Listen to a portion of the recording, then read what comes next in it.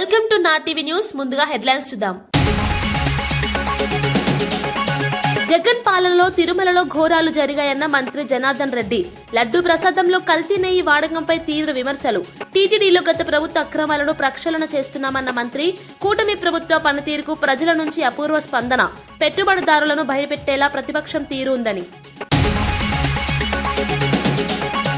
శ్రీహరికోట నుంచి ప్రయోగించిన LVM-3 M6 machine ఘన విజయం.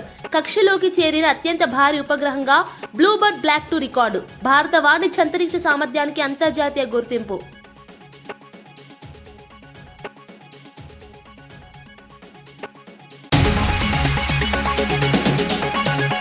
మెదక్ రాజకీయాల్లో ఇక బీజేపీ సత్తా తప్పదని రఘునందన్ ధీమా. గ్రామ స్థాయి నుంచి పార్లమెంట్ వరకు బీజేపీ బలం పెరుగుతోందని వ్యాఖ్య. ఓడినా గెలిచినా ప్రజలే బీజేపీకి అసలైన బలమన్న రఘునందన్. రానున్న ఎన్నికల్లో మెదక్లో కమలం జెండా ఎగరడం ఖాయమని వెల్లడి.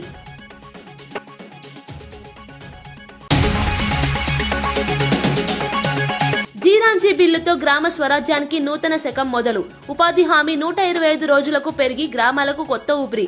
రాజకీయ జోక్యం తగ్గించి ఉపాధిలో పారదర్శకత లక్ష్యం. గ్రామీణ ఆర్థిక వ్యవస్థ బలోపేతానికి మైలురాయి కానున్న జీరాంజీ. RRR పేరిట పేద రైతుల భూములపై దాడి జరుగుతోందని కవిత. పెద్దల భూములు వదిలి పేదల భూములే లక్ష్యమా అని ప్రశ్న. అలైన్మెంట్ మార్పుల వెనుక అవినీతి ఉందని ఆరోపణలు. రైతుల పక్షాన పోరాటం ఆగదని కవిత స్పష్టమైన హెచ్చరిక.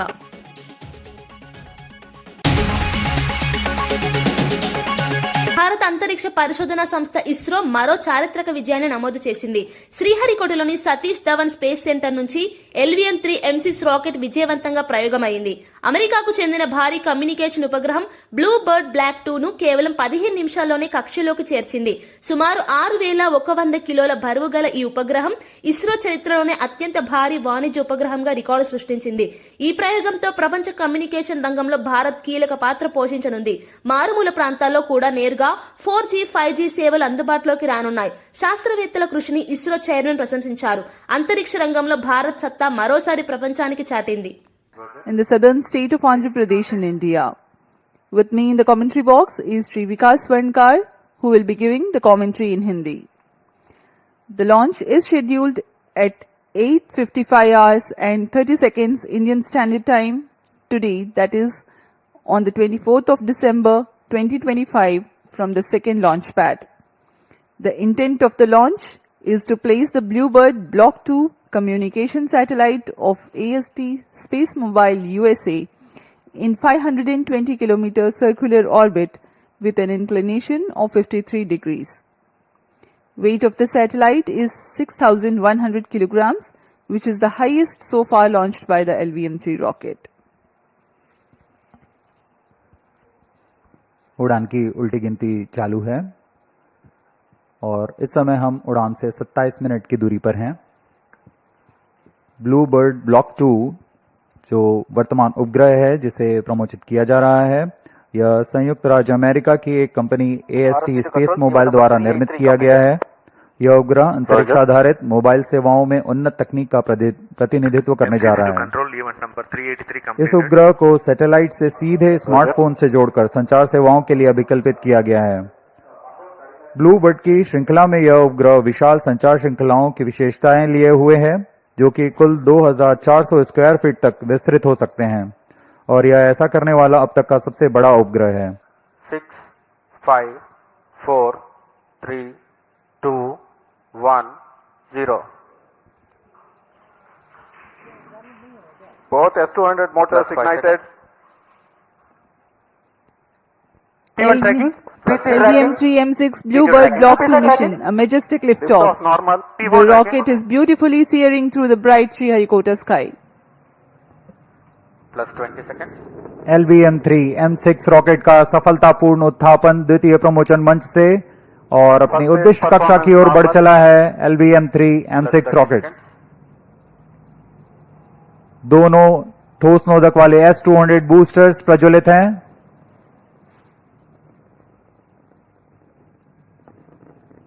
प्रथम चरण का कार्यकाल लगभग 126 सेकंड का होगा और इस दौरान यह लगभग 6000 किलो न्यूटन प्रणोद उत्पन्न कर रहे हैं. very thrilling vibration at the launch base due to the thrusting Star of one twin is in main auto. S200 motors. Plus 1 minute. Sharto is in main auto. बहुत ही साफ नजारा देखने को मिल रहा है। यहाँ उपस्थित लोगों को बहुत ही रोमांच का अनुभव हो रहा होगा। बहुत दूर तक हम इस यान को देख पा रहे हैं और मुमकिन है कि प्रथम चरण का प्रतिगन भी देख सकेंगे। Each S200 motors generates 5,952 kilonewtons. First Burn stage duration performance for normal. present mission is 132.5 seconds. Medak parliament పరిధిలో రాబోయే అన్ని ఎన్నికల్లో బీజేపీ తన సత్తా చాటుతుందని ఎంపీ రఘునందన్ రావు ధీమా వ్యక్తం చేశారు. మెదక్ జిల్లా వ్యాప్తంగా బీజేపీ మద్దతుతో గెలిచిన సర్పంచ్లు, ఉప సర్పంచ్లు, వార్డు సభ్యులను ఆయన సన్మానించారు. ఈ సందర్భంగా మాట్లాడుతూ రాజకీయాల్లో గెలుపోటములు సహజమని, ఓడిన వారే రేపు ఎంపీటీసీ, జెడ్పీటీసీగా గెలిచే అవకాశం ఉందన్నారు. తాను దుబ్బాక ఎమ్మెల్యేగా ఓడినప్పటికీ ప్రజలు తనను మెదక్ ఎంపీగా లోక్సభకు పంపించారని గుర్తు చేశారు. ఇది ప్రజల్లో బీజేపీపై ఉన్న విశ్వాసానికి నిదర్శనమని తెలిపారు. గ్రామ స్థాయి నుంచి పార్లమెంట్ వరకు బీజేపీ బలపడుతోందని చెప్పారు. కార్యకర్తలే పార్టీకి నిజమైన బలమని పేర్కొన్నారు. రానున్న కాలంలో మెదక్ రాజకీయాల్లో బీజేపీ కీలక పాత్ర పోషిస్తుందని రఘునందన్ రావు స్పష్టం చేశారు. ఇబ్బందులు ఎవరికైనా కలిగించుంటే నీకు దేవుడు కొంచెం బాధ కలిగించుంటాడు. ఇలా బాధ పెడుతుంటే రేపు మంచి ఫలితాలు ఇస్తాడని ఆశపడాలి. మనం రేపు మంచి జరుగుతుందని ఆశపడాలి. చాలా మంది ఇలా సర్పంచులు ఓడిపోయిన వాళ్ళు రేపు ఎంపీటీసీలు కావచ్చు, అవకాశం వస్తే ఎంపీపీలు కూడా కావచ్చు. సో ఓడిపోయిన అంత అయిపోయింది. దీనన్నొత్తే గెలుతుంది, రగన్నొత్తే గెలుతుంది, ఎవరు రాకపోయి ఏం బాధపడదు. రఘునందన్ రావు దుబ్బాక ఓడిపోయాడు. నేను కూడా మీకంటే ఎక్కువ ఏడిచిన. ఏది జనానికి 3 ఏళ్ల కోలు ఇక్కడ ఇంత సేవ చేస్తే ఓడగొట్టిరు. కానీ దేవుడు ఎక్కువ అవకాశం ఇచ్చింది. ఇంతకుముందు బీజేపీ ఏడున్నా సర్పంచ్, ఉప సర్పంచ్, వార్డు మెంబర్ ఉన్నాడంటే మా ఊర్లో ఎవరు లేరని బాధపడేటోళ్ళు. మెదక్ పార్లమెంట్ నా 10 ఇయర్ పూర్తయ్యేసరికి ప్రతి ఊర్లో భారతీయ జనతా పార్టీ నాయకుడు ఒకరు ప్రజాప్రతినిధి ఎన్నికలు వేదికలకు వస్తారు. గ్రామ స్వరాజ్య సాధనలో జీరాంజీ బిల్లు నూతన శకానికి నాంది పలుకుతుందని మహబూబ్ నగర్ ఎంపీ డీకే అరుణ అన్నారు. ఈ బిల్లు ద్వారా వికసిత్ భారత్ లక్ష్యంగా గ్రామీణ ఉపాధి పనులు మరింత విస్తృతంగా జరుగుతాయని తెలిపారు. వ్యవసాయ పనులు జరిగే 60 రోజులు మినహా మిగిలిన రోజుల్లో 125 రోజుల పాటు ఉపాధి కల్పిస్తామని చెప్పారు. గతంలో 100 రోజులు మాత్రమే ఉన్న పని దినాలను 125 రోజులకు పెంచామని వివరించారు. ఉపాధి హామీ పనుల్లో రాజకీయ జోక్యాన్ని తగ్గించి పారదర్శకంగా అమలు చేసేందుకు ఈ బిల్లు రూపొందించామని పేర్కొన్నారు. గ్రామాల్లో మౌలిక వసతుల అభివృద్ధి, ఉపాధి అవకాశాలు పెరగడం ద్వారా గ్రామీణ ఆర్థిక వ్యవస్థ బలోపేతం అవుతుందని చెప్పారు. ఈ బిల్లు గ్రామీణ భారతానికి మైలురాయిగా నిలుస్తుందని డీకే అరుణ అభిప్రాయపడ్డారు. జీవిక్ మిషన్ గ్రామీణ్ అంటే గ్రామాల లోపల అందరికీ ఉపాధి కల్పించడము, ప్రతి ఒక్కరికి కూడా పనులు కల్పించి ఉపాధి కల్పించి ఆ గ్రామాభివృద్ధితో పాటు ఎవరైతే అన్ఎంప్లాయిడ్ ఉన్నారో వాళ్ళకు కూడా ఉపాధి కల్పించేటటువంటి కార్యక్రమం ఇంకా బ్రహ్మాండంగా చేయాలని, ఇంకా గొప్పగా చేయాలనేటువంటి లక్ష్యంతో జీరాంజీ బిల్లు 2025 తీసుకురావడం జరిగింది. రైతుల పంట వేసే సమయంలో గానీ, నాట్లప్పుడే గానీ, కోతలప్పుడే గానీ, నాట్లప్పుడే గానీ ఒక 60 డేస్ దీనికి బ్రేక్ ఇవ్వాలని దీంట్లో ఉన్నటువంటిది. ఇంతవరకు 100 రోజులు పని మాత్రం కల్పించేటోళ్ళు 25 రోజుల పని దినాలను పెంచడం జరిగింది. కాంగ్రెస్ ప్రభుత్వం చేస్తున్న అన్యాయం, వైఫల్యాలను కేసీఆర్ ప్రశ్నిస్తే మంత్రులు, అధికార పార్టీ నేతలు ఇష్టారీతిన మాట్లాడడం తగదని ఉమ్మడి మహబూబ్ నగర్ జిల్లా బీఆర్ఎస్ నేతలు మండిపడ్డారు. పాలమూరుకు అన్యాయం జరుగుతోందని కేసీఆర్ బయటకు వస్తే కాంగ్రెస్ నేతలు గజగజ వణుకుతున్నారని విమర్శించారు. మాజీ మంత్రి శ్రీనివాస్ గౌడ్ మాట్లాడుతూ 10 ఏళ్ల పాలనలో పాలమూరు పచ్చబడలేదా అని ప్రశ్నించారు. కాంగ్రెస్ నేతల కళ్లు ఎర్రబడలేదా అని తీవ్ర వ్యాఖ్యలు చేశారు. పాలమూరు రంగారెడ్డి ప్రాజెక్టుకు 7,000 కోట్లు ఖర్చు పెట్టామని మంత్రి ఉత్తమ్ చెబుతున్నారని, తట్టెడు మట్టి కూడా తీయలేదని విమర్శించారు. అవగాహన లేకుండా మాట్లాడడం సరికాదన్నారు. పాలమూరుపై బీఆర్ఎస్ చేసిన అభివృద్ధిని ప్రజలు మర్చిపోలేదని స్పష్టం చేశారు.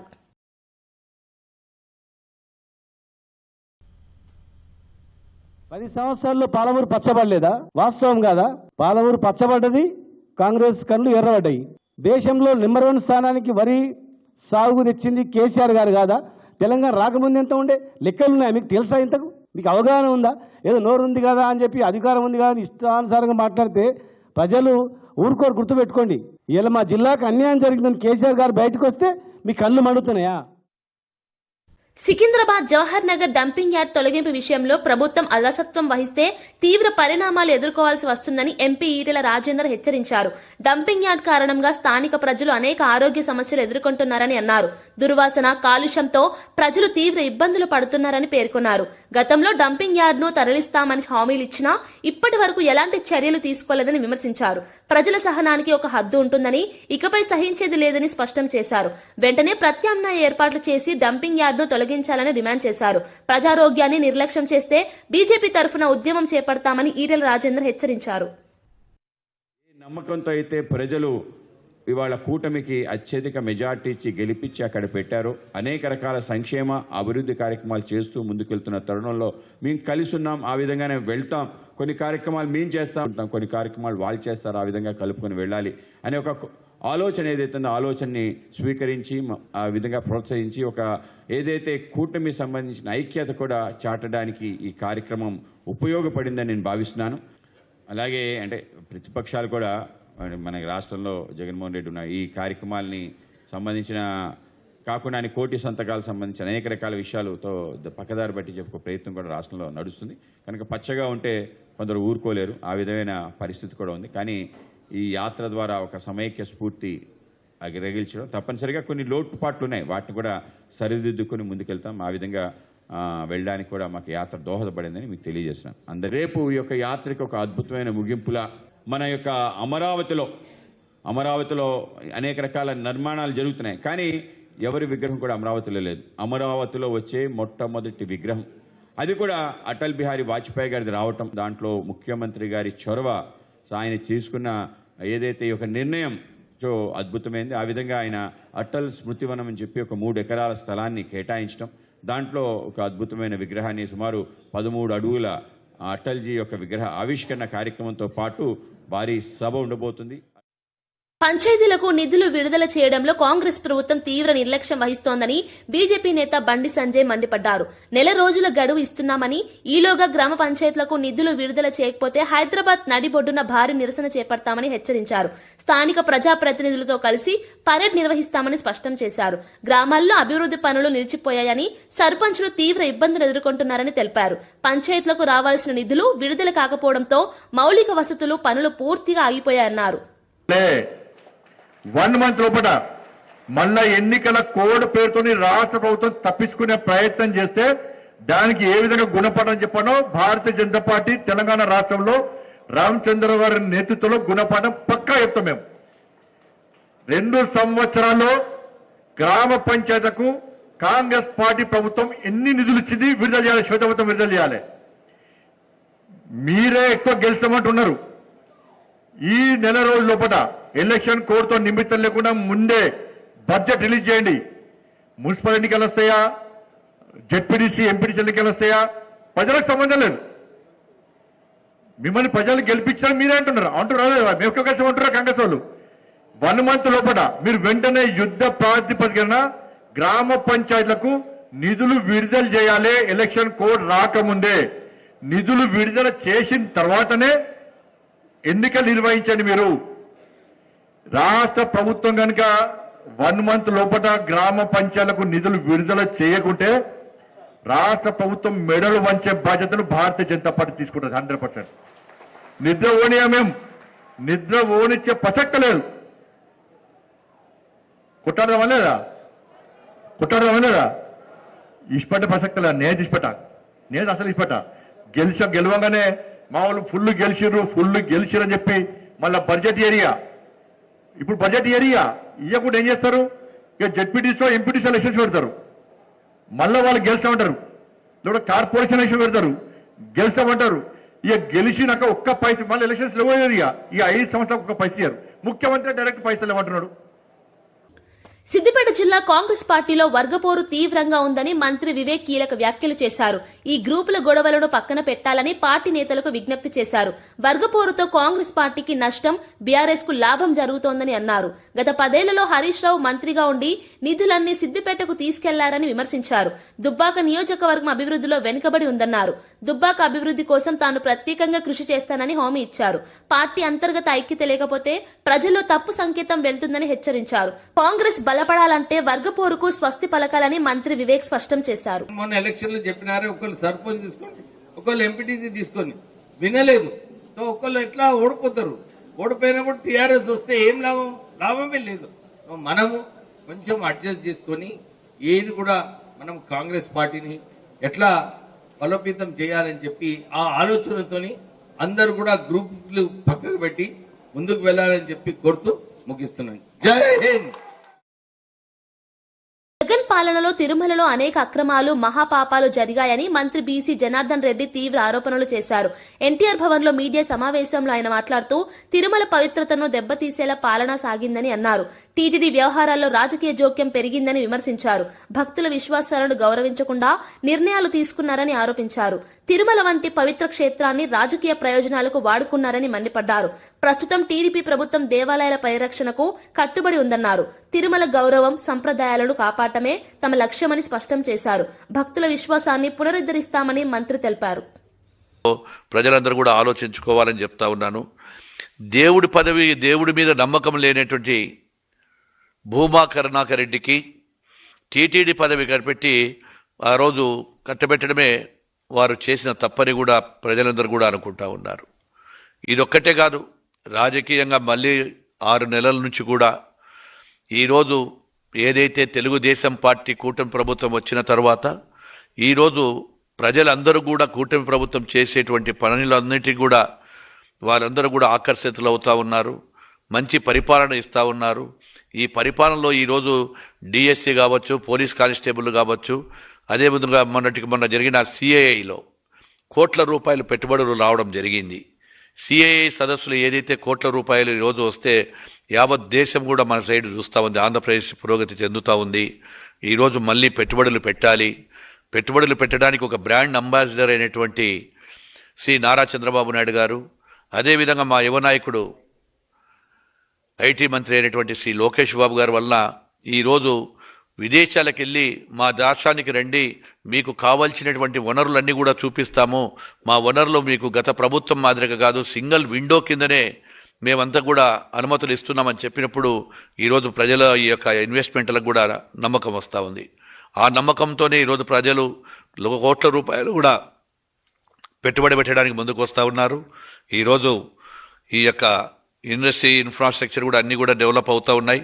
మా ప్రాజెక్టులకు సంబంధించినటువంటి డిపార్ట్మెంట్ ఐఎండి తరఫున కూడా ఏవైతే పోర్టులు ఉన్నాయో కొత్తగా ఇంకా 4 పోర్టులు కూడా కొత్తగా చేస్తూ ఉన్నాం. షిప్ బిల్డింగ్లు కడతామని వస్తూ ఉన్నారు.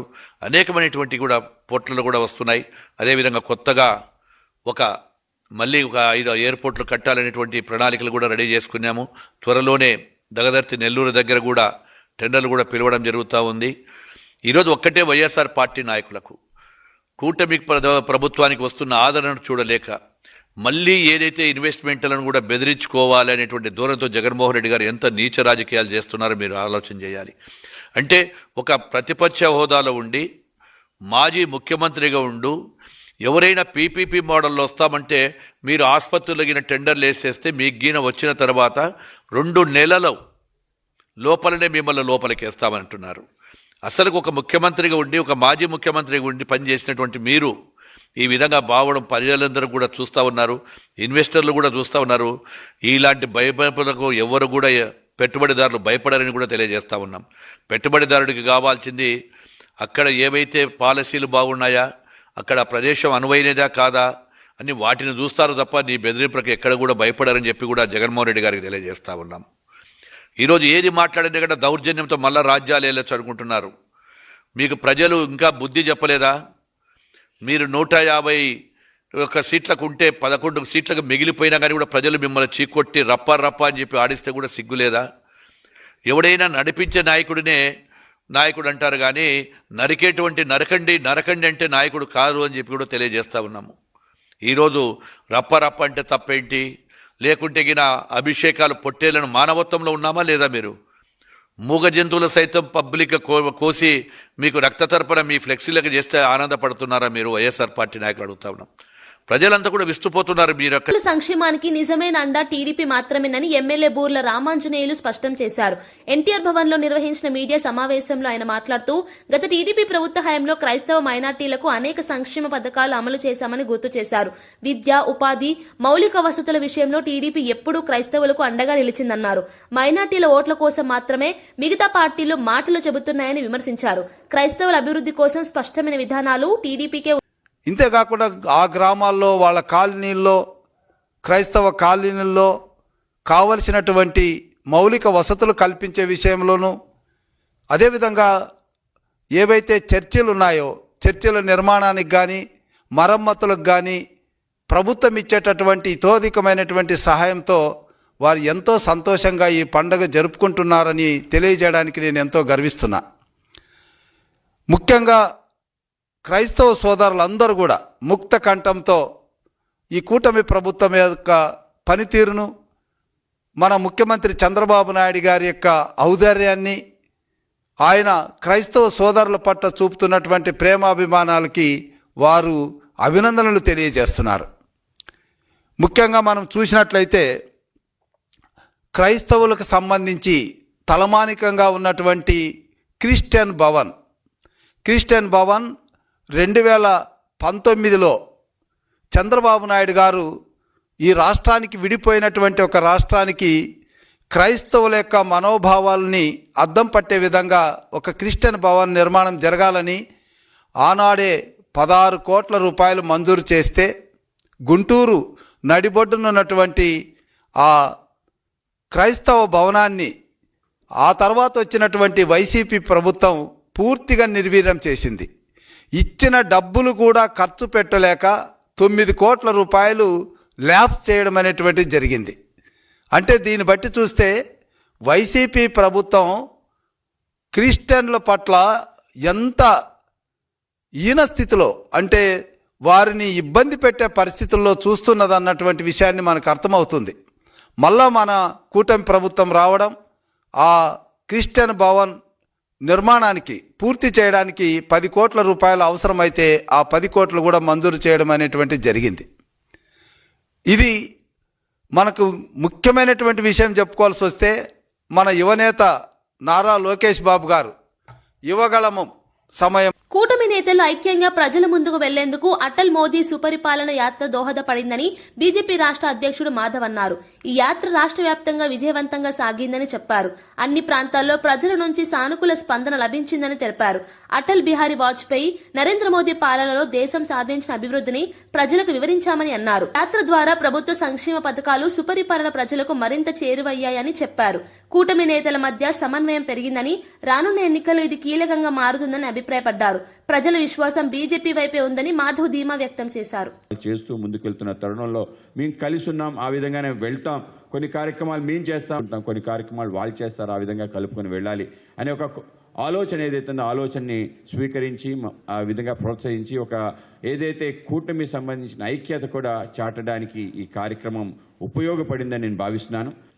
అలాగే అంటే ప్రతిపక్షాలు కూడా మన రాష్ట్రంలో జగన్మోహన్ రెడ్డి ఉన్న ఈ కార్యక్రమాలని సంబంధించిన కాకుండా కోటి సంతకాలకు సంబంధించిన అనేక రకాల విషయాలతో పక్కదారి బట్టి చెప్పుకో ప్రయత్నం కూడా రాష్ట్రంలో నడుస్తుంది.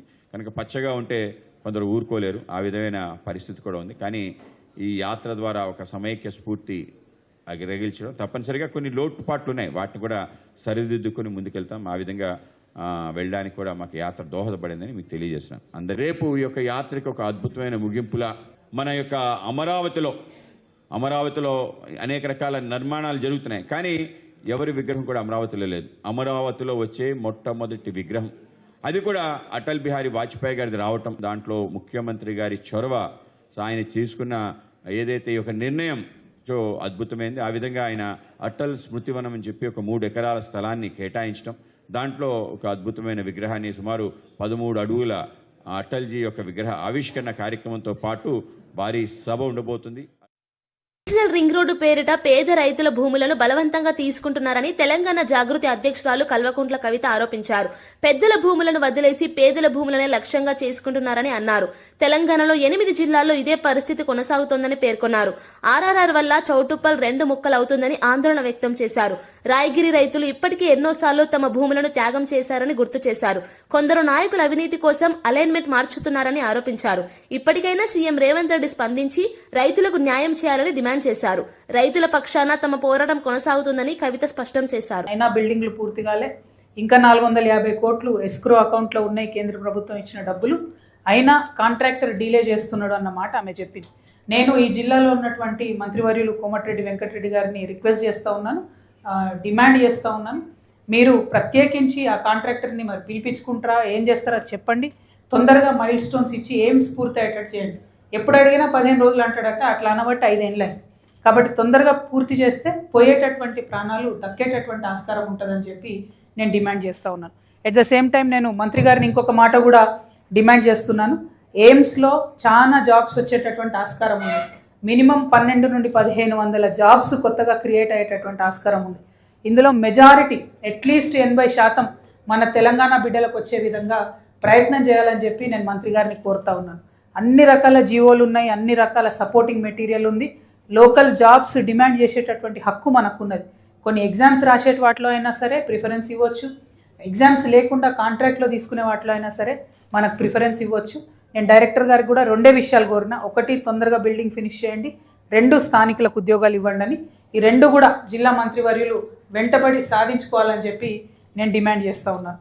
నర్సాపూర్ సబ్స్టేషన్లో లాగ్ బుక్స్ పరిశీలిస్తే రైతులకు కేవలం 12 గంటల కరెంటు మాత్రమే అందుతోందని మాజీ మంత్రి హరీష్ రావు ఆరోపించారు. రైతులకు 24 గంటల విద్యుత్ సరఫరా ఇస్తామని చెప్పే ప్రభుత్వం వాస్తవాలను దాచిపెడుతోందని మండిపడ్డారు. పైనుంచి కరెంటు సరఫరా లేకపోతే క్షేత్రస్థాయిలో అధికారులు ఏం చేయగలరని ప్రశ్నించారు. గ్రామ పంచాయతీ ట్రాక్టర్లు డీజిల్ లేక మూలకు పడ్డాయని తెలిపారు. కరెంటు లేక ట్రాక్టర్లకు డీజిల్ నింపలేకపోతే అధికారులను సస్పెండ్ చేయడం దుర్మార్గమని విమర్శించారు. రైతులపై ఆర్థిక భారం పెరిగిందన్నారు.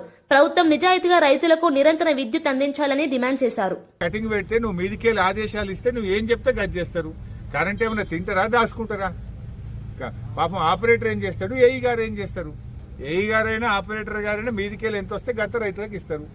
నువ్వు మేము వచ్చి చూసినామని చెప్పి లైన్ మెన్నో ఏఈల మీద చర్యలు తీసుకోవడం కాదు. ఎందుకంటే ఏమైంది, మేము ఆడ ట్రాక్టర్ చిప్పల్తుర్తికి పోయి ఆడ ట్రాక్టర్ మూలకు పడి ఉన్నది, గ్రామ పంచాయతీలో డీజిల్ లేదని చెప్పిర్రు. పాపం డీజిల్ లేదంటే నువ్వు పంచాయత్ సెక్రటరీకి సస్పెండ్ చేస్తే, నువ్వు మీదికెళ్ళి పైసలు ఇచ్చినాక డీజిల్ పోయారా, ట్రాక్టర్ నడపరా? నువ్వు మీదికెళ్ళి కరెంట్ ఇచ్చినాక ఆపరేటర్ ఏమైనా దాచుకుంటాడా కరెంటు? బరాబర్ రైతులకు ఇస్తాడు. నువ్వు మీదికెళ్ళి బంద్ పెడుతున్నావు. కింద చిన్న చిన్న అధికారుల మీద చర్యలు తీసుకోవడం కాదు, నిజాయితీగా 24 గంటల కరెంటు రైతులకు ఇవ్వాలని డిమాండ్ చేస్తున్నాం. రాజకీయంగా ఎదుర్కోలేకే తన కుమారుడు పీఏపై తప్పుడు నిందలు మోపుతున్నారని మంత్రి సంధ్యారాణి తీవ్రంగా మండిపడ్డారు. తన ప్రతిష్టను దెబ్బతీయాలనే ఉద్దేశంతో కొందరు కావాలని దుష్ప్రచారం చేస్తున్నారని ఆరోపించారు. ప్రజల కోసం పనిచేస్తున్న తనను వ్యక్తిగతంగా టార్గెట్ చేయడం దుర్మార్గమని అన్నారు. ఆరోపణలకు ఎలాంటి ఆధారాలు లేవని స్పష్టం చేశారు. నిజాలు బయటకు వస్తే దుష్ప్రచారం చేసిన వారే ప్రజల ముందు తలదించుకోవాల్సి వస్తుందని హెచ్చరించారు. రాజకీయాల్లో విమర్శలు సహజమే కానీ కుటుంబ సభ్యులను లాగడం సరికాదన్నారు. చట్టపరంగా కూడా ఎదుర్కొంటామని స్పష్టం చేశారు. అంటే నా కొడుకు మీద, పిఏ మీద, అందరి మీద ఇష్టానుసారంగా ఈ మధ్యకాలంలో మాట్లాడిన మాటలు, చేసిన చేష్టలు మీకు అన్ని కూడా తెలుసు. మీకు అందరికి కూడా తెలుసు. నిన్న ఎస్పీ గారు కొండ బద్దలు కొట్టేస్తారు, అయిపోయింది. ఈ 4 రోజుల పాటు మేం పడిన మానసిక వ్యధ, నా బిడ్డ పడినటువంటి శోభ, దీనికి సమాధానం ఎవరు చెప్తారు? మీ పత్రికలకు రేటింగ్ పెంచుకోవడానికో, మీ ఛానల్ రేటింగ్ పెంచుకోవడానికో, సెన్సేషనల్ న్యూస్ ఇస్తున్నామని చెప్పుకోవడానికో కొన్ని పత్రికలు, కొన్ని ఛానళ్ళు ఎదుటి వాళ్ళ పరువులు మర్యాదలు తీసేస్తున్నారని కూడా చూడకుండా మీరు చేసినటువంటికి దీనికి ఎవరు సమాధానం చెప్తారు? నేను చేతనైనంత వరకు ప్రజలకు అందుబాటులో ఉండి అభివృద్ధి చేసుకుంటూ ఈరోజు అభివృద్ధి పద్ధతుల్లో సాలూరును ముందుకు తీసుకెళ్తుంటే మీకు ఎందుకు ఆ కడుపుమంట? ఇట్లాంటి నిరాధారమైనటువంటి ఆరోపణలు చేస్తే ఒక ఆడపిల్ల కదా, వచ్చి ఏడ్చింది కదా, ముసుగేసుకొని వచ్చింది కదా అనుకుంటే ఉన్నవాళ్ళ పరిస్థితి ఏంటి? మీ వేషాలు, మీ వెకిలి పనులనెన్నో చిన్నపిల్లల మీద చూపిస్తారా? అంటే మనుషులు బ్రతకడం, మనుషులు ఎదుగుదల ఉండటం మీరు నోచుకోలేరన్నమాట, ఓర్చుకోలేరన్నమాట. ఆమెకి ఎవరెవరు ఫోన్ చేసి సహాయం చేశారో అంతా లిస్ట్ వస్తుంది. లిస్ట్ వచ్చిన తర్వాత ఎవరిని విడిచిపెట్టే ప్రసక్తి లేదు. అందరికీ ఆ చట్టం ద్వారా, న్యాయం ద్వారా ఖచ్చితంగా శిక్ష పడుతుంది. వార్తలు ముగించే ముందు ముఖ్యాంశాలు మరోసారి. జగన్ పాలనలో తిరుమలలో ఘోరాలు జరిగాయన్న మంత్రి జనార్దన్ రెడ్డి. లడ్డూ ప్రసాదంలో కల్తీ నెయ్యి వాడకంపై తీవ్ర విమర్శలు. టీటీడీలో గత ప్రభుత్వ అక్రమాలను ప్రక్షాళన చేస్తున్నామన్న మంత్రి. కూటమి ప్రభుత్వ పనితీరుకు ప్రజల నుంచి అపూర్వ స్పందన. పెట్టుబడిదారులను భయపెట్టేలా ప్రతిపక్షం తీరు ఉందని. శ్రీహరికోట నుంచి ప్రయోగించిన LVM-3 M6 మిషన్ ఘన విజయం. కక్షలోకి చేరిన అత్యంత భారీ ఉపగ్రహంగా బ్లూబర్డ్ బ్లాక్ 2 రికార్డు. భారత వాణిజ్య అంతరిక్ష సామర్థ్యానికి అంతర్జాతీయ గుర్తింపు.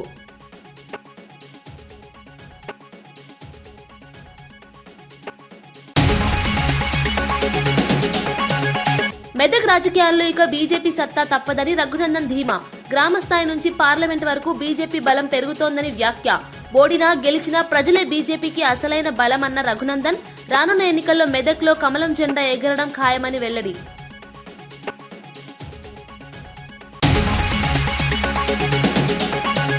జీరాంజీ బిల్లుతో గ్రామ స్వరాజ్యానికి నూతన శకం మొదలు. ఉపాధి హామీ 125 రోజులకు పెరిగి గ్రామాలకు కొత్త ఊపిరి. రాజకీయ జోక్యం తగ్గించి ఉపాధిలో పారదర్శకత లక్ష్యం.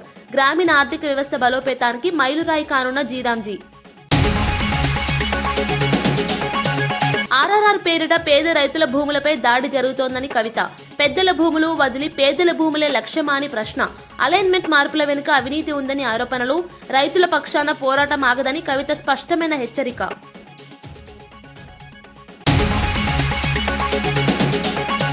ఇవి ఈనాటి వార్తా విశేషాలు. మరో బులెటిన్లో మళ్ళీ కలుద్దాం. నమస్కారం.